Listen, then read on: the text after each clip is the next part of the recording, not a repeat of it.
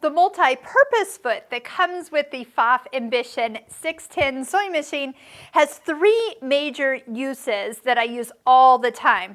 Now, if you are wondering what's going on in the background here, this is our Pfaff Stitching Cosmos online course where we use this machine, all of its decorative stitches, and tons of accessory feet to show you how amazing and creative your machine can be. So this is actually sewn in circles with decorative stitches.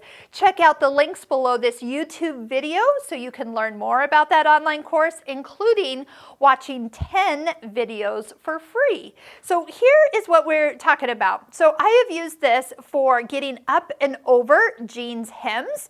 So it's kind of like a leveler for your foot. So if you've ever gone ahead and you were stitching up a really thick area and your foot kind of loses the angle and you get lots of little tiny stitches, you can use the foot, when lifted, use the tool to slide underneath the foot and see how it will level it even with the thickness of your seam. And after you've sewn across the thick part, it will also assist for coming down and off of that really thick mountain. Now there's actually 2 thicknesses here of the tool. You have a skinnier side and a thicker side.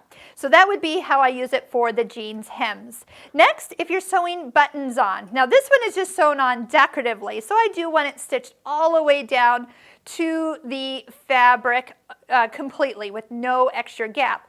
But if I needed to button something to this, this would be the spacer that I would use when I went to sew this button on with stitch number 24. And then that way it would leave just a little bit more shank of thread, so there would be room for that second piece of fabric to button onto it. If it's a really thick fabric, use the thicker side to create a little bit longer shank of thread. Now, did you notice the little hole that's in the tip of this tool as well? It is the perfect item to help you get your needle in and out. So when you want to loosen your needle, if it has dropped into your machine before, this would have prevented that. If you have trouble getting a hold of your needle just because of the way your hands work, this will help you greatly. Loosen the screw, the needle drops into the tool, and then when you go to put the needle back in, it will help keep the flat side to the back because it's not just a circle cutout, it's more has a D shape, so it's flat.